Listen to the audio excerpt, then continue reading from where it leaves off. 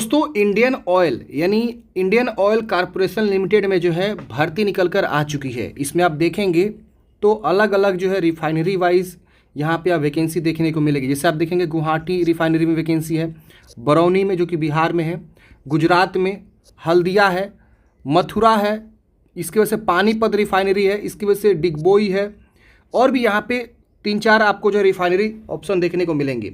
और ये vacancy permanent रहने वाली है फ्रेंड्स। आप देख सकते हैं यहाँ पे स्केल भी लिखा हुआ है कि 25,000 से लेकर 1,05,000 फॉर पोस्ट कोड 201 और 208 ये सैलरी आपकी रहने वाली है। इसकी वजह से यहाँ पे आपको एक और पाइपलाइन डिवीजन वैकेंसी का पे स्केल बताया गया, जिसमें बताया गया 25,000 से लेकर 1,05,000। यहाँ पे जो पोस्ट कोड है 301, 302, 303 ये सारे पोस्ट कोड के अकॉर्डिंग जो है वैकेंसी यहाँ पे निकाली गई है। अब यहाँ पे देखेंगे एक और पे स्केल है 23,000 से लेकर 78,000 फॉर पोस्ट कोड 401। तो ये सब वैकेंसी का जो है ऑफिशियल नोटिफिकेशन आप देख पाएंगे यहाँ पे, और इसका आवेदन का भी डेट आ चुका है, कब से फॉर्म को भरना है, क्या इसका प्रोसीजर रहने वाला है, सिलेक्शन प्रोसेस वगैरह। इसमें रिटन एग्जाम के बेस पे सिलेक्शन होता है। ऑल इंडिया किसी भी राज्य से आते हैं तो फॉर्म को अप्लाई कर सकते हैं। तो बहुत ही शानदार अपॉर्चुनिटी है। Government of India undertaking company होती है ये इंडियन ऑयल कॉरपोरेशन लिमिटेड। और यहाँ पे आप देखेंगे 20 जुलाई के डेट में नोटिफिकेशन यहाँ पे जारी किया गया है। यहाँ पे आप देखेंगे अलग अलग refinery wise name of post, post code, और यहाँ पे आपको वैकेंसी कितनी है यहाँ पे आपको देखने को मिलेगी। जैसे आप देखेंगे जूनियर इंजीनियरिंग असिस्टेंट 4 की वैकेंसी है प्रोडक्शन लाइन में। यहाँ पे आप देखेंगे अलग अलग रिफाइनरी का नाम दिया हुआ है, और नंबर ऑफ पोस्ट कितने हैं यहाँ पे कैटेगरी वाइज आपको देखने को मिल जाएगा। तो ये आप यहाँ पे चेक कर पाएंगे। इसकी वजह से जूनियर इंजीनियरिंग असिस्टेंट 4 की PNU में वैकेंसी है, आप यहाँ पे देख सकते हैं, इसमें भी आपको दिया गया है। इसकी वजह से जूनियर इंजीनियरिंग असिस्टेंट 4 की PU एंड OM में वैकेंसी है, जिसमें आपका 2 जगह का वैकेंसी, एक पानीपत और पारादीप में आपकी वैकेंसी रहने वाली है। जूनियर इंजीनियरिंग असिस्टेंट 4 की इलेक्ट्रिकल और जूनियर इलेक्ट्रिकल असिस्टेंट 4 की वैकेंसी आपको जो है ये पोस्ट कोड 204 के लिए है।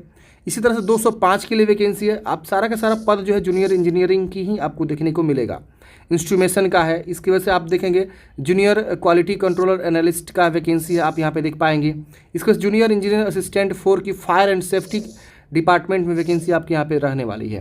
तो इस तरह से वैकेंसी फ्रेंड्स आपकी जो है निकाली गई है। अब यहाँ पे आप पाइपलाइंस डिवीजन में देखेंगे तो नंबर ऑफ पोस्ट कितना है यहाँ पे आपको देखने को मिलेगा। इंजीनियरिंग असिस्टेंट इलेक्ट्रिकल की वैकेंसी है, इंजीनियरिंग असिस्टेंट मैकेनिकल की है, टेलीकॉम कम्युनिकेशन इंफ्रास्ट्रक्चर, इसकी वजह से टेक्निकल अटेंडेंट की वैकेंसी है, यहाँ पे आप देख पा रहे होंगे। अब यहाँ पे लिखा हुआ है कि कहाँ कितनी वैकेंसी है, यहाँ पे आपको देखने को मिल रहा है। अब यहाँ पे जो है बहुत सारे जगहों पे बताया गया है कि क्या रिजर्वेशन है, विकलांग पर्सन के लिए कौन से पद पे रिजर्वेशन है, एक सर्विसमैन के लिए कौन से पद पे रिजर्वेशन है, और यहाँ पे भी आप पोस्ट को देख पा रहे होंगे। यहाँ पे भी आपको बताया गया है। कुछ इंपॉर्टेंट पॉइंट है जो आपको ध्यान रखना है फॉर्म भरने से पहले, ताकि आप जो है कोई भी मिस्टेक ना कर सके। यहाँ पे आपको देखिए बताया गया है कुछ इंपॉर्टेंट पॉइंट। यहाँ पे आप देखेंगे क्वालिफिकेशन के बारे में बताया गया है कि किस पद के लिए क्या क्वालिफिकेशन चाहिए। तो अगर आप प्रोडक्शन लाइन से फॉर्म भरना चाहते हैं 201 पोस्ट कोड के लिए, तो यहाँ पे 3 इयर्स का डिप्लोमा चाहिए इन केमिकल इंजीनियरिंग में, प्रोटोकेमिकल इंजीनियरिंग में, या केमिकल टेक्नोलॉजी में, या रिफाइनरी एंड प्रोटोकेमिकल इंजीनियरिंग में।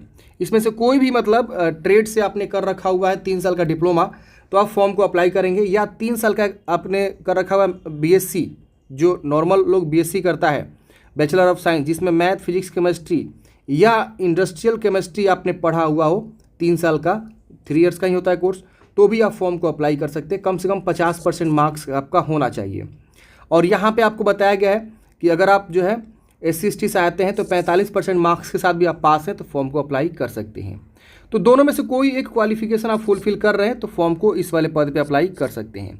जूनियर इंजीनियरिंग असिस्टेंट 4 PAU के लिए वैकेंसी जो है PNU के लिए, तो इसमें भी आपको बोला गया है कि refinery units where boiler authority of the state has prescribed boiler competency certificate with second class. इसमें आपको एक सर्टिफिकेट बोला गया है, और 3 इयर्स का डिप्लोमा बोला गया है मैकेनिकल इंजीनियरिंग में, इलेक्ट्रिकल इंजीनियरिंग में, या डिप्लोमा इन इलेक्ट्रिकल में या इलेक्ट्रॉनिक्स में, या मैट्रिक आप पास हैं विथ ITI फीटर, मिनिमम 2 साल का ड्यूरेशन आपने कर रखा हुआ है फीटर में ITI, तो फॉर्म भर सकते हैं। या यहाँ बोला गया कि BSc आपने कर रखा हुआ है, मैथ, फिजिक्स, केमिस्ट्री पढ़े हुए हैं, तो आप फॉर्म को अप्लाई कर सकते हैं। तो यहाँ पे मल्टीपल ऑप्शंस आपको देखने को मिल रहा है, जिसमें से कोई भी आपने कर रखा हुआ है तो फॉर्म को अप्लाई कर सकते हैं। इसकी वजह से इस वाले पद के लिए 203 वाले कोड के लिए 3 इयर्स का डिप्लोमा बोला गया है इलेक्ट्रिकल इंजीनियरिंग में, या डिप्लोमा इन इलेक्ट्रिकल में, या एंड इलेक्ट्रॉनिक्स इंजीनियरिंग में तो फॉर्म को भर सकते हैं, कम से कम 50% मार्क्स होने चाहिए। इसके बाद यहाँ पे आपको 204 वाले जो पोस्ट है इसमें भी आपको बोला गया है कि आप जो है 3 इयर्स का डिप्लोमा कर रखे हैं इलेक्ट्रिकल इंजीनियरिंग में या डिप्लोमा इन इलेक्ट्रिकल या एंड इलेक्ट्रॉनिक्स इंजीनियरिंग में, तो आप फॉर्म को अप्लाई करेंगे। इस वाले पद के लिए भी आपको सेम वही डिप्लोमा बोला गया मैकेनिकल इंजीनियरिंग में, और यहाँ पे 50% मार्क्स के साथ आप पास होने चाहिए। SC/ST हैं, विकलांग है तो 45% मार्क्स के साथ, या आपने जो है मैट्रिक के साथ ITI कर रखा, मैट्रिक के बाद ITI कर रखा हुआ फिटर में 2 साल वाला, तो भी आप फॉर्म को अप्लाई कर सकते हैं। तो एक पद पे मल्टीपल ऑप्शन है। अब इस वाले पद को आप देखेंगे तो बताया गया है कि आप जो BSc कर रखे हुए फिजिक्स केमिस्ट्री या इंडस्ट्रियल केमिस्ट्री में, तो आप फॉर्म को अप्लाई करेंगे, मैथमेटिक्स होने चाहिए। तो ये भी पद बहुत ही अच्छा है, आप फॉर्म भर सकते हैं जो कैंडिडेट्स इस प्रकार के ग्रेजुएशन किया हुआ है फिजिक्स केमिस्ट्री मैथ के साथ। 50% मार्क्स होने चाहिए और SC/ST को 45% मार्क्स के साथ, विकलांग को भी 45% कंसीडर किया गया है।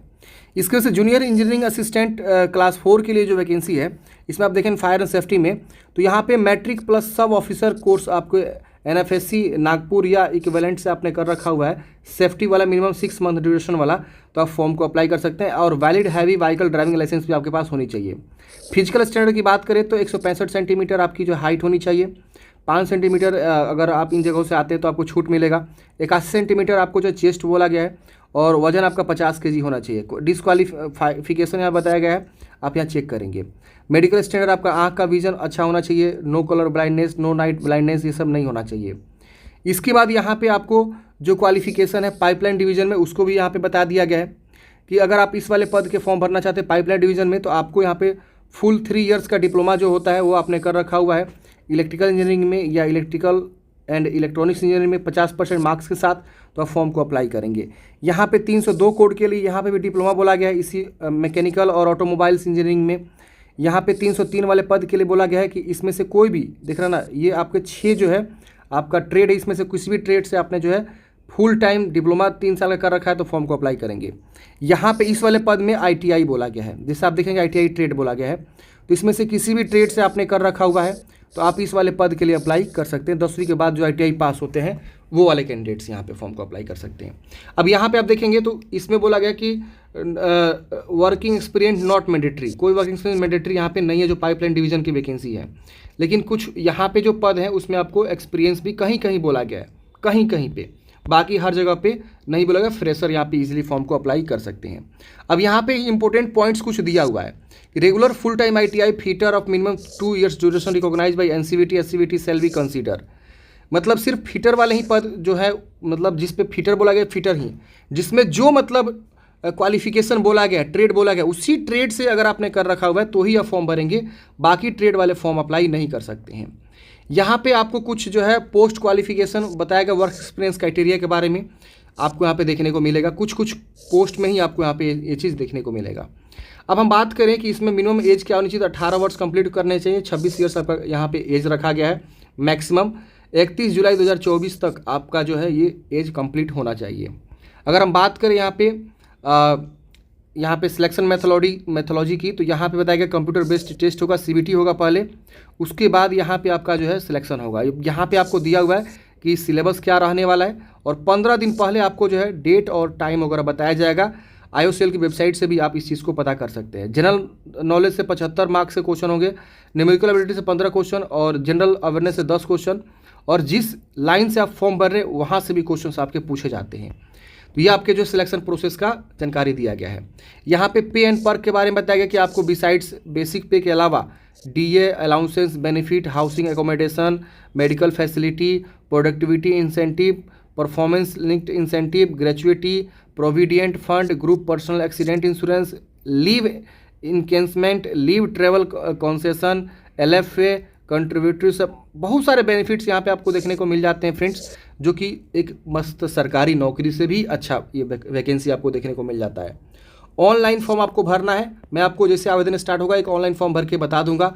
कब से फॉर्म भरे जाएंगे, तो फ्रेंड्स यहाँ पे बता दिया गया है कि फॉर्म आपका जो है 22 जुलाई से भरे जाएंगे, और आपका जो लास्ट डेट रहेगा फॉर्म भरने का वो आपका रहेगा 21 अगस्त 2024। एडमिट कार्ड आएगा 10/9 को, और यहाँ पे जो आपका टेंटेटिव यहाँ पे बताया गया कंप्यूटर बेस्ड टेस्ट वो जो है सितंबर 2024 में ही कंडक्ट करे जाएंगे। और यहाँ पे आपका कंप्यूटर बेस्ड टेस्ट का जो रिजल्ट होगा वो 3rd वीक ऑफ अक्टूबर 2024 में ही जारी कर दिया जाएगा। तो इनका जो प्रोसीजर होता है बहुत ही फास्ट होता है। आपका जो एग्ज़ाम सेंटर है वो यहाँ पे देखने को मिलेगा। इसमें से किसी भी जगह पे आपका एग्ज़ाम सेंटर चूज करने का ऑप्शन आएगा फॉर्म भरते समय, या हो सकता है कि नियरेस्ट में आपको ये लोग यहाँ से रिकमेंड करें, तो ये भी हो सकता है। तो आप अपने अकॉर्डिंग चुनाव भी कर सकते हैं कि ये एग्ज़ाम सेंटर हमको चाहिए। तो ये सारी चीज़ें फ्रेंड्स आपको जो है बताई गई है। परमानेंट जो है सरकारी नौकरी IOCL में एक तरह से समझिए आ चुकी है। अगर आप एलिजिबल है तो फॉर्म को जरूर भरिएगा। हम मिलेंगे नेक्स्ट वीडियो में, कैसे फॉर्म को अप्लाई करना है हम नेक्स्ट वीडियो में आपको वीडियो बना के बता देंगे। Thank you for watching friends. जय हिंद, आपका दिन शुभ हो।